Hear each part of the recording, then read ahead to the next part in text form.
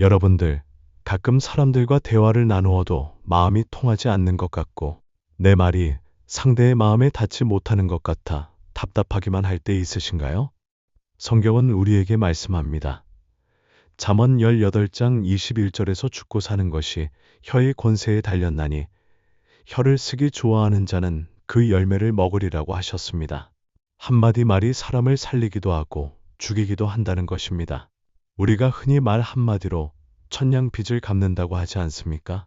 이것은 단순한 속담이 아닙니다. 말에는 실제로 사람의 운명을 바꿀 수 있는 엄청난 힘이 있습니다. 역사상 가장 위대한 한마디는 무엇일까요? 그것은 바로 예수 그리스도께서 이 땅에 오셔서 하신 첫 번째 말씀입니다. 마태복음 4장 17절에 기록된 회개하라, 천국이 가까웠느니라는 그 한마디입니다. 이 짧은 한 문장이 온 세상을 뒤바꾸었습니다. 이 말씀이 선포되던 순간 어둠에 갇혀 살던 인류에게 희망의 빛이 비치기 시작했습니다. 그런데 생각해 보십시오.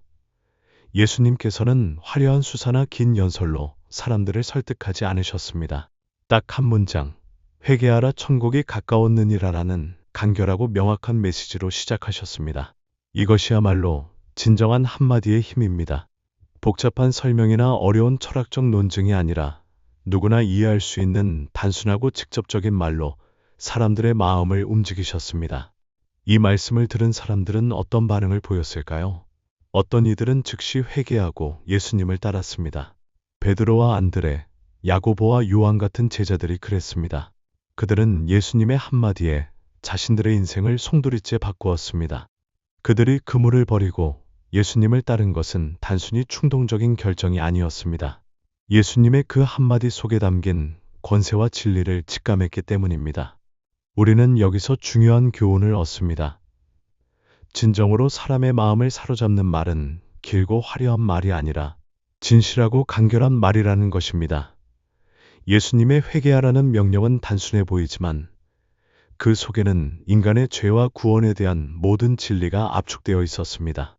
천국이 가까웠다는 선언은 절망에 빠진 인류에게 소망을 주는 복음이었습니다. 이런 말의 힘은 예수님만이 가지신 특별한 능력일까요? 그렇지 않습니다. 성경은 우리 모두가 말의 힘을 가지고 있다고 말씀합니다. 다만 우리가 그 힘을 제대로 사용하지 못할 뿐입니다. 잠언 16장 24절은 이렇게 말씀합니다. 선한 말은 꿀송이 같아서 마음에 달고 뼈에 양약이 되느니라. 우리의 말이 꿀송이 같이 달고 뼈에 양약이 될 수 있다는 것입니다. 그렇다면 어떤 말이 사람의 마음을 사로잡을 수 있을까요? 예수님의 또 다른 말씀을 살펴보겠습니다. 마가복음 5장에 나오는 12년 동안 혈루증으로 고생하던 여인의 이야기입니다. 이 여인은 온갖 의사를 찾아다니며 가진 재산을 다 써버렸지만 병은 낫지 않았습니다. 오히려 더 심해졌습니다. 절망 속에서 그녀는 예수님의 옷자락만 만져도 나을 것이라는 믿음으로 예수님께 다가갔습니다. 그녀가 예수님의 옷을 만지는 순간 병이 나았습니다. 예수님은 능력이 자신에게서 나간 것을 아시고 누가 만졌는지 찾으셨습니다. 떨며 나온 여인에게 예수님은 이렇게 말씀하셨습니다. 딸아, 네 믿음이 너를 구원하였으니 평안히 가라. 이 한마디가 그 여인의 인생을 완전히 바꾸어 놓았습니다. 여기서 우리가 주목해야 할 것은 예수님께서 그 여인을 딸아라고 부르셨다는 점입니다. 12년 동안 혈루증으로 고생하던 여인이 어린 딸은 아니었을 것입니다. 그런데 예수님은 왜 그녀를 딸이라고 부르셨을까요? 그것은 바로 사랑과 긍휼의 표현이었습니다. 예수님은 그 여인을 사회에서 소외된 병자가 아니라 하나님의 사랑받는 딸로 보셨습니다. 이것이 바로 사람의 마음을 사로잡는 말의 첫 번째 비밀입니다. 상대방을 존중하고 사랑하는 마음으로 말하는 것입니다. 예수님의 딸아라는 한마디 속에는 12년 동안 아무도 주지 못했던 인정과 사랑이 담겨 있었습니다. 그 여인은 그 한마디로 육체의 병뿐만 아니라 마음의 상처까지 치유받았습니다. 평안히 가라는 말씀도 마찬가지입니다. 이것은 단순한 인사가 아닙니다. 히브리어로 샬롬이라는 말은 완전한 평안, 온전함, 하나님과의 화목을 의미합니다. 예수님은 그 여인에게 단순히 병이 나았다는 것만이 아니라 하나님과의 관계가 회복되었고 완전한 평안을 누리게 되었다고 선언하신 것입니다. 이처럼 진정으로 사람의 마음을 사로잡는 말은 상대방의 깊은 필요를 채워주는 말입니다. 그 여인이 정말로 필요했던 것은 단순한 치료가 아니라 사랑과 인정, 그리고 평안이었습니다. 예수님은 그것을 정확히 하시고 딱 필요한 말씀을 하셨습니다. 요한복음 11장에는 또 다른 놀라운 한마디가 기록되어 있습니다. 나사로가 죽었을 때 예수님께서 무덤 앞에서 하신 말씀입니다. 나사로야 나오라. 이 한마디로 죽은 나사로가 살아났습니다. 죽음의 권세를 이기는 한마디였습니다. 그런데 여기서도 우리는 중요한 것을 발견할 수 있습니다. 예수님은 죽은 자들아 살아나라고 하지 않으시고 나사로야 라고 이름을 부르셨습니다. 개인적이고 구체적인 부름이었습니다. 만약 예수님께서 이름을 부르지 않고 일반적으로 죽은 자들아 나오라고 하셨다면 어떻게 되었을까요? 아마도 그 무덤에 있던 모든 죽은 자들이 살아났을 것입니다. 이것이 바로 사람의 마음을 사로잡는 말의 두 번째 비밀입니다. 개인적이고 구체적으로 말하는 것입니다. 일반적이고 추상적인 말이 아니라 그 사람만을 위한 그 사람의 이름을 부르며 하는 말입니다. 예수님은 항상 사람들을 개별적으로, 인격적으로 대하셨습니다. 성경에는 이런 개인적인 부름의 예가 많이 있습니다. 하나님께서 아브라함을 부르실 때도 아브라함아 아브라함아라고 2번 이름을 부르셨습니다. 사울을 부르실 때도 사울아 사울아라고 하셨습니다. 이름을 부른다는 것은 그 사람을 인격체로 인정한다는 의미입니다. 그 사람이 하나님께 소중하다는 표현입니다. 우리도 사람들과 대화할 때 이름을 불러보십시오. 여보세요. 대신 철수야, 영희야 라고 이름을 부르십시오. 그러면 그 말이 전혀 다르게 들릴 것입니다. 같은 내용의 말이라도 이름을 부르며 하는 말은 상대방의 마음에 깊이 박힙니다. 그런데 말의 힘은 단순히 기술의 문제가 아닙니다. 가장 중요한 것은 말하는 사람의 마음가짐입니다. 예수님의 말씀이 그토록 큰 힘을 가졌던 것은 그 말씀 속에 하나님의 사랑과 진리가 담겨 있었기 때문입니다. 형식만 흉내낸다고 해서 같은 힘을 낼 수 있는 것은 아닙니다. 잠언 25장 11절은 이렇게 말씀합니다. 경우에 합당한 말은 아로새긴 은쟁반의 금사관이라. 때와 장소에 맞는 적절한 말이 얼마나 아름답고 가치 있는지를 보여주는 말씀입니다. 은쟁반의 금사과라는 표현은 당시 최고의 아름다움을 나타내는 비유였습니다. 그렇다면 경우에 합당한 말이란 무엇일까요? 이것은 상황을 정확히 파악하고 상대방의 마음을 이해하며 가장 필요한 말을 하는 것을 의미합니다. 슬퍼하는 사람에게는 위로의 말을, 기뻐하는 사람에게는 축하의 말을, 방황하는 사람에게는 방향을 제시하는 말을 하는 것입니다. 예수님은 항상 경우에 합당한 말씀을 하셨습니다. 세리와 죄인들에게는 용서와 희망의 말씀을, 바리새인들에게는 회개를 촉구하는 엄한 말씀을, 제자들에게는 사랑과 격려의 말씀을 하셨습니다. 같은 진리라도 듣는 사람의 상황에 따라 다르게 전하셨습니다. 우리가 종종 말로 상처를 주거나 오해를 받는 이유는 상황을 제대로 파악하지 못했기 때문입니다. 상대방이 위로를 필요로 할 때 훈계를 하거나 격려가 필요할 때 비판을 하거나 인정이 필요할 때 더 잘하라고 채근을 합니다. 좋은 의도였을지라도 시기를 잘못 맞추면 독이 될 수 있습니다. 성경에서 말의 힘을 가장 극명하게 보여주는 사건 중 하나는 하나님의 창조 사역입니다. 창세기 한 장을 보면 하나님께서 천지를 창조하실 때 어떤 방법을 사용하셨는지 알 수 있습니다. 빛이 있으라 하시니 빛이 있었고 궁창이 있으라 하시니 궁창이 생겼습니다. 말씀 한마디로 이 우주 만물을 창조하셨습니다. 이것은 단순한 신화가 아닙니다. 말씀의 창조적 능력을 보여주는 실제 사건입니다. 하나님의 말씀에는 없던 것을 있게 하고 죽은 것을 살게 하는 능력이 있습니다. 우리는 하나님의 형상대로 창조된 존재이기 때문에 우리의 말에도 창조적 능력이 있습니다. 물론 하나님처럼 무에서 유를 창조할 수는 없지만 우리의 말로 새로운 관계를 만들고 새로운 희망을 심고 새로운 가능성을 열 수 있습니다. 부모가 자녀에게 너는 할 수 있어 라고 말하면 그 아이 안에 자신감이 생깁니다. 친구가 낙심한 친구에게 나는 너를 믿어라고 말하면 다시 일어설 힘이 생깁니다. 이것이 바로 말의 창조적 능력입니다. 우리의 말이 상대방 안에 새로운 것을 창조하는 것입니다. 반대로 파괴적인 말도 있습니다. 너는 안 돼. 넌 늘 그래. 포기해와 같은 말들은 상대방의 꿈과 희망을 파괴합니다. 잠언 12장 18절은 어떤 사람은 칼로 찌름같이 함부로 말하거니와 지혜로운 자의 혀는 양약 같으니라고 말씀합니다. 우리의 말이 칼이 될 수도 있고 양약이 될 수도 있다는 것입니다. 그렇다면 우리는 어떤 말을 해야 할까요? 성경은 우리에게 분명한 지침을 제시합니다. 에베소서 4장 29절에서 무릇 더러운 말은 너희 입 밖에도 내지 말고 오직 덕을 세우는 데 소용되는 대로 선한 말을 하여 듣는 자들에게 은혜를 끼치게 하라고 말씀합니다. 덕을 세우는 말, 선한 말, 은혜를 끼치는 말을 해야 한다는 것입니다. 이런 말들이 바로 사람의 마음을 사로잡는 말입니다. 사람들은 누구나 인정받고 싶어 하고, 격려받고 싶어 하고, 사랑받고 싶어 합니다. 이런 깊은 필요를 채워주는 말을 할 때 상대방의 마음이 열리고 감동을 받게 됩니다. 하지만 무조건 좋은 말만 하라는 것은 아닙니다. 때로는 진실한 충고나 책망도 필요합니다. 잠언 27장 5절은 면박하는 것이 숨은 사랑보다 나으니라고 말씀합니다. 진정으로 상대방을 사랑한다면 잘못된 것은 바로 잡아주어야 합니다. 다만 그럴 때도 사랑의 마음으로 상대방의 유익을 위해서 해야 합니다. 예수님께서도 때로는 강한 책망의 말씀을 하셨습니다.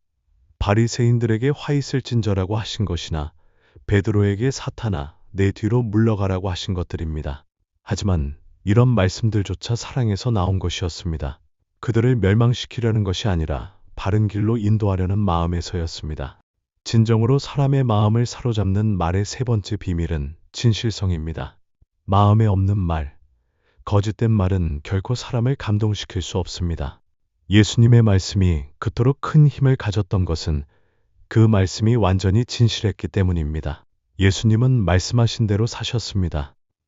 사랑을 말씀하시고 사랑으로 사셨고, 겸손을 가르치시고 겸손하게 사셨으며, 용서를 선포하시고 용서하며 사셨습니다. 우리의 말에 힘이 있으려면 우리의 삶이 그 말을 뒷받침해야 합니다. 사랑한다고 말하면서 미워하거나 용서한다고 말하면서 원한을 품거나 도와주겠다고 말하면서 외면한다면 그 말은 공허한 메아리에 불과합니다. 사람들은 우리의 말보다 우리의 행동을 더 자세히 봅니다. 야고보서 1장 19절은 사람마다 듣기는 속히 하고 말하기는 더디하며 성내기도 더디하라고 말씀합니다. 이것은 말의 힘을 제대로 사용하기 위한 중요한 원칙입니다. 먼저 들어야 한다는 것입니다. 상대방의 말을 제대로 듣지도 않고 성급하게 대답하면 엉뚱한 말을 하게 됩니다. 예수님도 항상 사람들의 말을 먼저 들으셨습니다.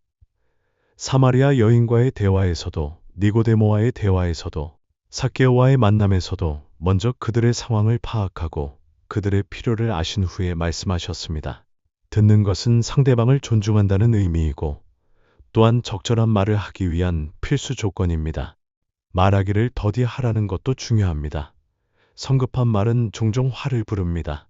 잠언 29장 20절은 내가 말이 조급한 사람을 보느냐 그보다 미련한 자에게 더 바랄 것이 있느니라고 말씀합니다. 조급하게 하는 말보다 미련한 자에게서 더 바랄 것이 있다는 것은 조급한 말이 얼마나 해로운지를 보여줍니다. 특히 화가 날 때는 더욱 신중해야 합니다. 화난 상태에서 하는 말은 대부분 후회하게 됩니다. 잠언 15장 1절은 유순한 대답은 분노를 쉬게 하여도 과격한 말은 노를 격동하느니라고 말씀합니다. 상대방이 화를 내더라도 유순한 대답으로 분위기를 진정시킬 수 있지만 과격한 말로 맞받아치면 갈등만 커집니다. 이것이 바로 사람의 마음을 사로잡는 말의 네 번째 비밀입니다. 감정을 조절하며 말하는 것입니다. 화가 나거나 흥분했을 때는 잠시 멈추고 마음을 진정시킨 후에 말하는 것이 좋습니다. 그래야 지혜로운 말, 덕을 세우는 말을 할 수 있습니다. 성경에는 침묵의 지혜에 대한 말씀도 많이 있습니다. 잠언 17장 28절은 미련한 자라도 잠잠하면 지혜로운 자로 여겨지고 그의 입술을 닫으면 슬기로운 자로 여겨지느니라고 말씀합니다. 때로는 말하지 않는 것이 더 지혜로울 때가 있습니다. 전도서 3장에서는 말할 때가 있고 잠잠할 때가 있다고 하셨습니다.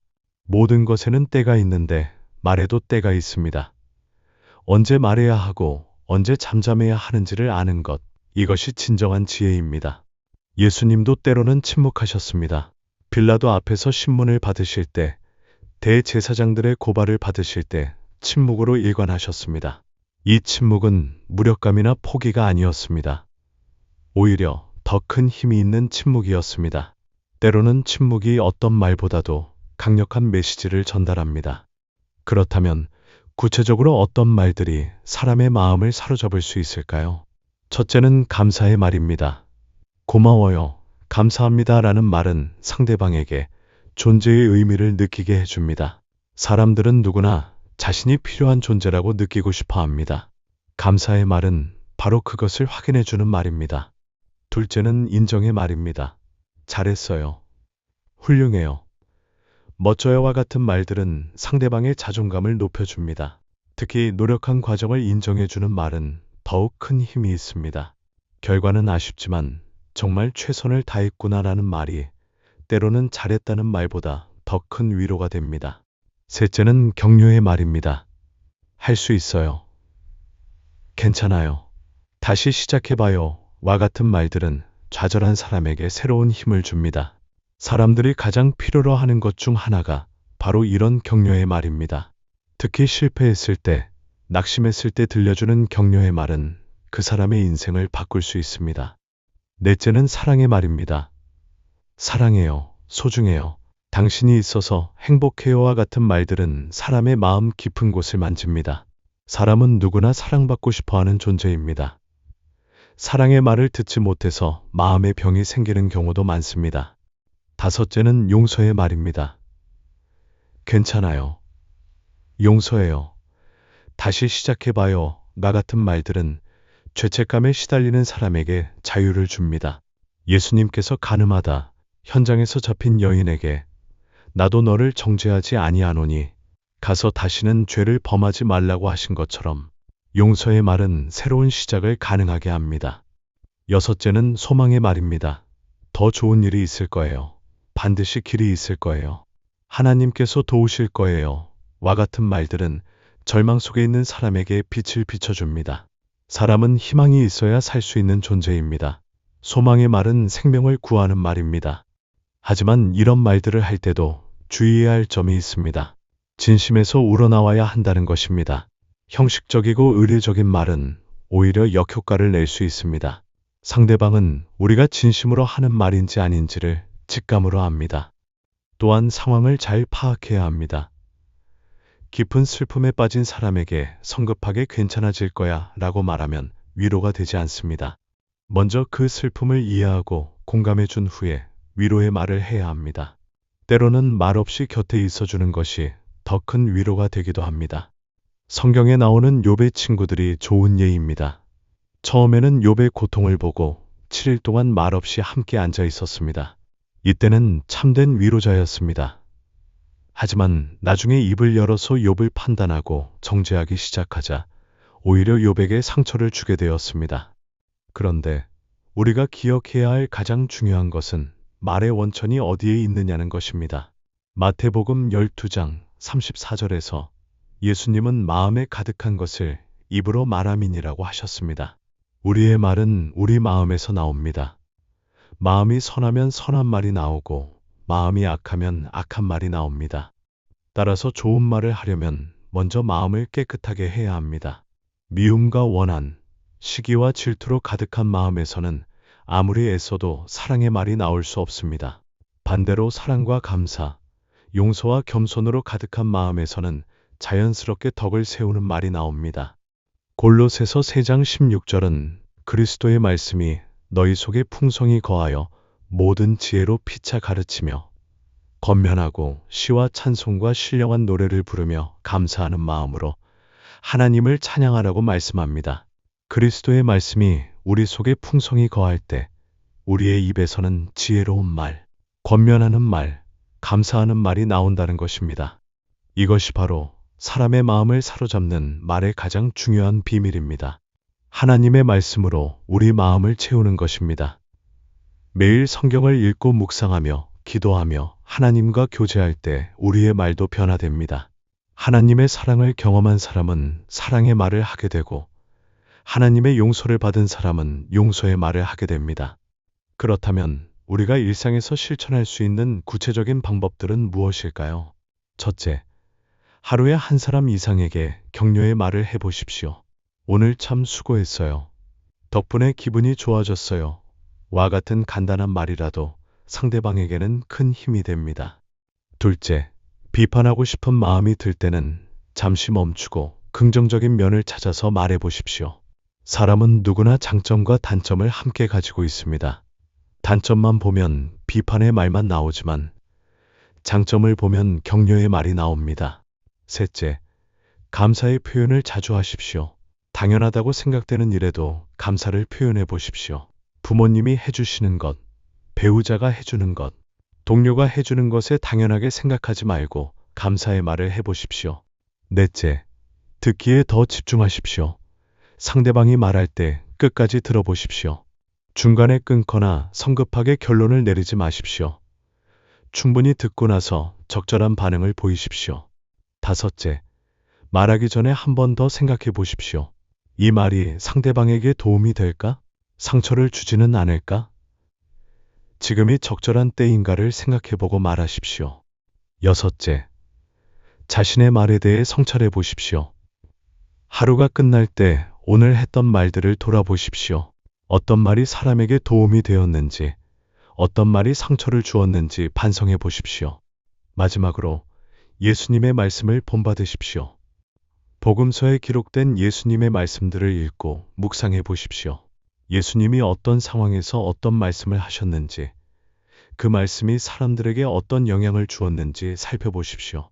사랑하는 여러분, 우리는 모두 말의 힘을 가진 존재입니다. 우리의 한마디가 누군가의 인생을 바꿀 수 있습니다. 절망에 빠진 사람에게 희망을 줄 수 있고, 상처받은 사람에게 치유를 줄 수 있으며, 낙심한 사람에게 용기를 줄 수 있습니다. 예수님께서 회개하라, 천국이 가까웠느니라는 한마디로 세상을 바꾸신 것처럼, 혈루증 여인에게 따라 평안히 가라는 한마디로 12년의 고통을 끝내신 것처럼, 나사로에게 나오라는 한마디로 죽음을 이기신 것처럼 우리의 말도 놀라운 힘을 발휘할 수 있습니다. 다만 그 힘을 선하게 사용해야 합니다. 사람을 살리는 말, 희망을 주는 말, 사랑을 전하는 말을 해야 합니다. 그러려면 먼저 우리의 마음이 하나님의 사랑으로 가득 차야 합니다. 하나님의 말씀으로 우리의 마음을 채우고 성령님의 도우심을 구하며 예수님을 본받아 살아갈 때 우리의 입에서도 생명을 주는 말들이 나올 것입니다. 오늘부터 우리의 말을 점검해 보십시오. 내가 하는 말이 사람을 살리는 말인지 죽이는 말인지 살펴보십시오. 그리고 더 많은 격려의 말, 사랑의 말, 감사의 말, 용서의 말을 하도록 노력해 보십시오. 그러면 당신의 한마디가 누군가의 마음을 사로잡고 그 사람의 인생을 바꾸는 놀라운 일이 일어날 것입니다. 잠언 18장 21절의 말씀을 다시 한번 기억하십시오. 죽고 사는 것이 혀의 권세에 달렸나니 혀를 쓰기 좋아하는 자는 그 열매를 먹으리라. 우리가 어떤 말을 선택하느냐에 따라 그 결과도 달라집니다.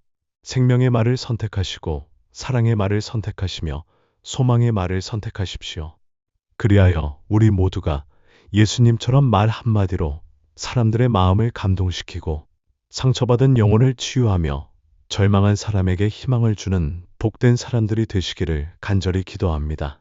우리의 입술이 항상 은혜의 통로가 되고 우리의 말이 하나님께 영광 돌리는 도구가 되기를 소원합니다. 아멘. 오늘의 이야기는 여기까지입니다. 끝까지 함께 해주신 모든 분들께 진심으로 감사드립니다. 구독과 좋아요로 응원의 마음 전해주세요. 감사합니다.